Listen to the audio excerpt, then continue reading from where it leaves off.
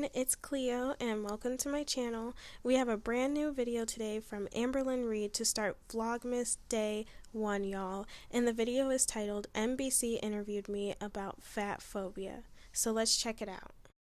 Hey guys, welcome to Vlogmas. So this is like a mini Vlogmas. If my vlog is only 3 minutes long, then it's only 3 minutes long. There's gonna be no expectations at all. But you will be seeing, regardless of the length, one video from me from December 1st all the way to December 25th. So I was actually supposed to have an interview yesterday with NBC. As you guys know, I actually told you guys about it, where I declined the offer to do the interview.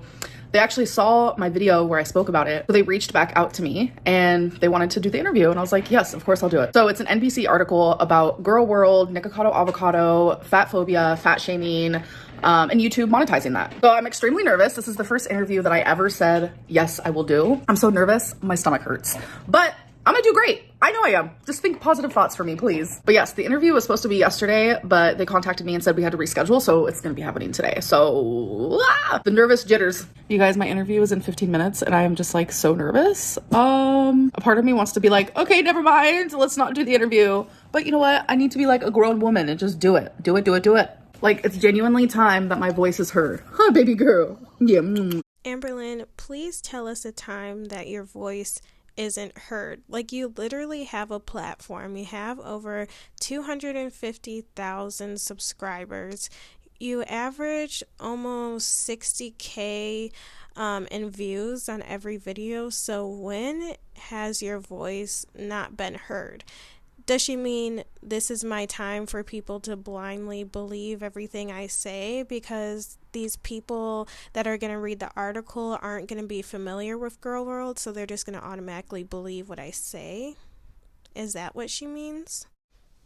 Also, I really hope the journalist for NBC does their research on how she is a manipulative person and plays the victim any chance she gets and just not blindly believe everything she says.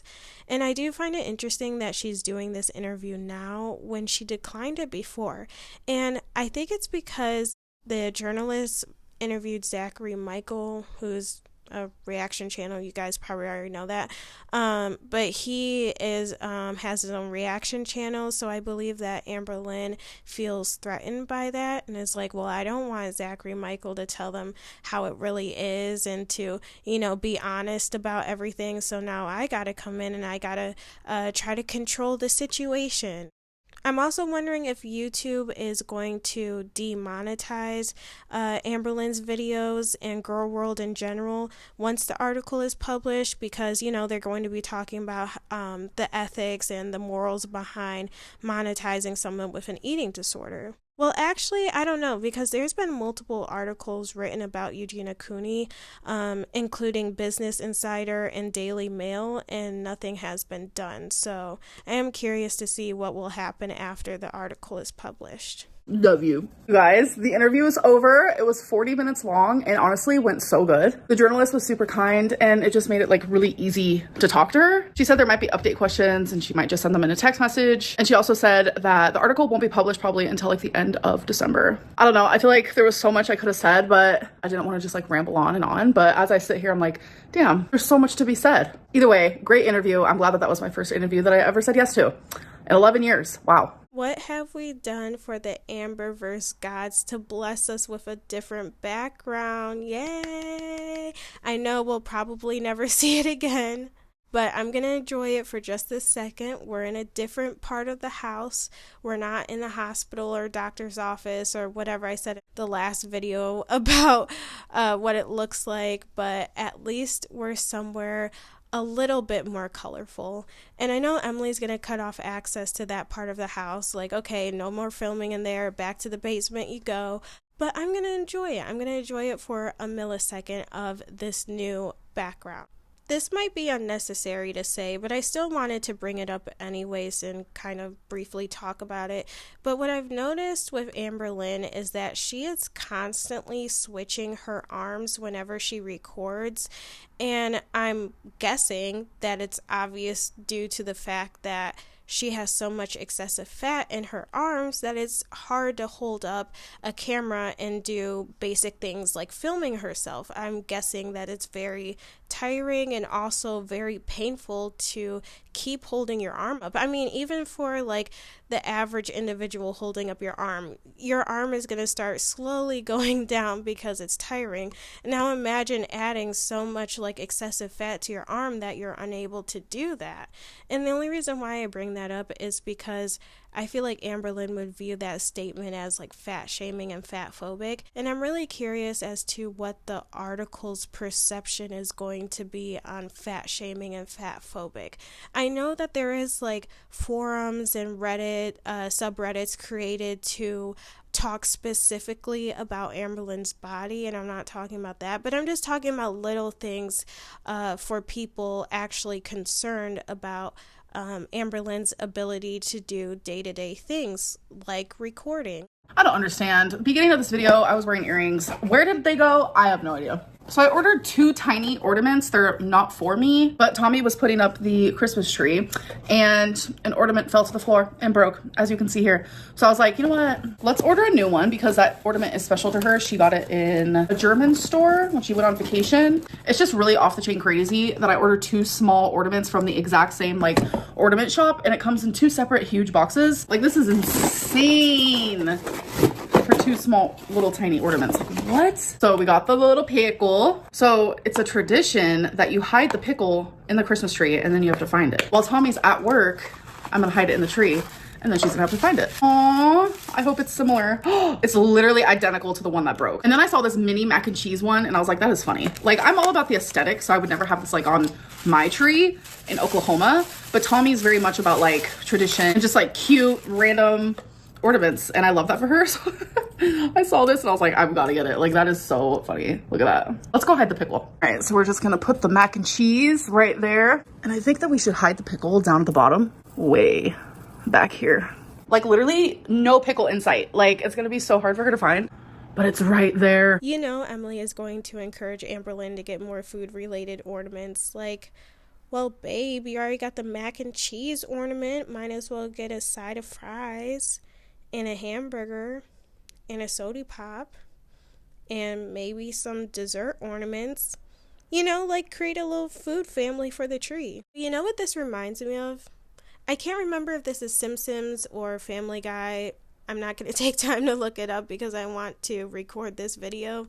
But it was like a little bit, and it was a commercial, and the guy was like, smoke, smoke, smoke. Are you smoking yet? Smoke.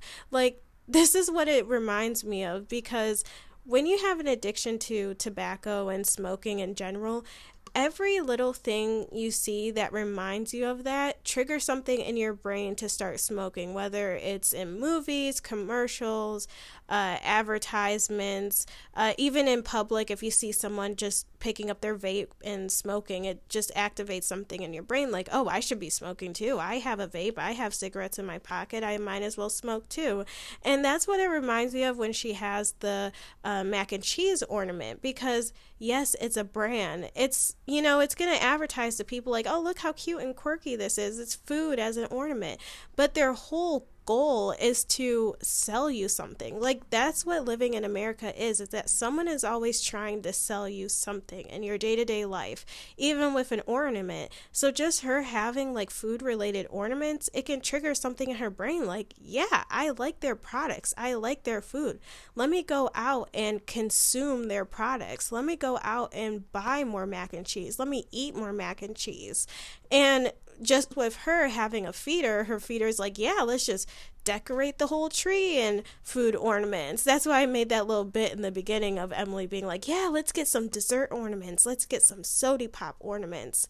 That's what it reminds me of. Forgot it was Vlogmas, folks, and I've already had 3 of my sushis. This is a meal that I have been loving lately. This is Connie salad, which is just like an imitation crab, and then this is just crab sushi pretty much. And I'm telling you, like, this has just been like one of my like fixations lately, and thankfully it's not like an unhealthy fixation by no means. Like, my last fixation was Tootsie Rolls. That's not the greatest, but this one's so good. Oh my god, why is that so good? And then it also has like some sort of, I want to say panko on top. And then I just add a little bit of soy sauce. And also the sushi has avocado, which is my fave. Sushi is really good, but it's still high in carbs. Is it a better option than Tootsie Rolls? Yes, but it's still high in like carbs and sodium. Also, the way that she chews, it might be because I sped up the video, but it just reminds me of a bunny eating a carrot with their mouth open, just making the same chomping sounds. All right, so there are some questions about the Billie Eilish concert that I want to answer. First one is, were you in accessible seating, like handicap seating? No, this was an executive suite. Did we stay in a hotel room? No, we actually left to go home that night. How long did I wait in line to get into the concert? It was a little bit over an hour.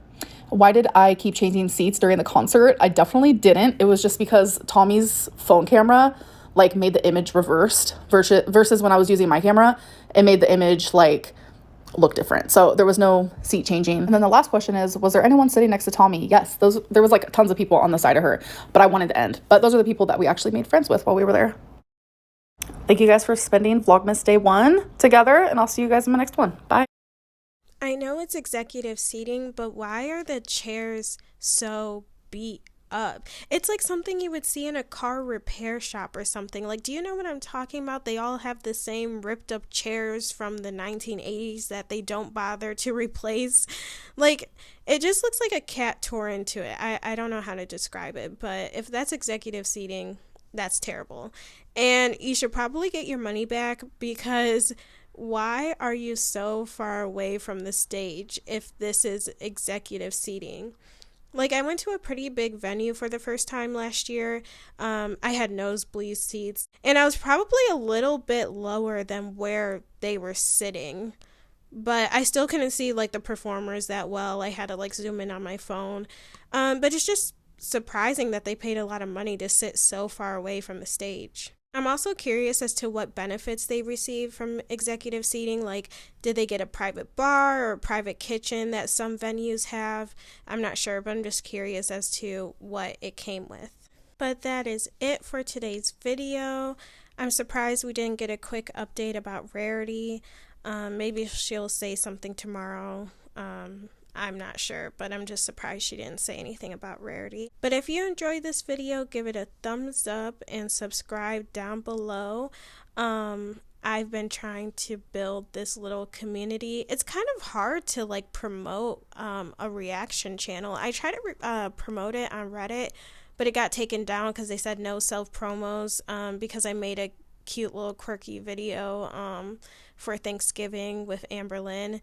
And I didn't know where else to post it. Someone in the comment section was very nice. They told me like what tags I should use, and I did like add those tags, and I did get like 15 or 20 more views on my video, so I really appreciate that. But yeah, if you know anybody, like, do you talk to any other people about Girl World? If you do, like, let them know, like, hey, you should check out this chick's channel, like, she's pretty cool.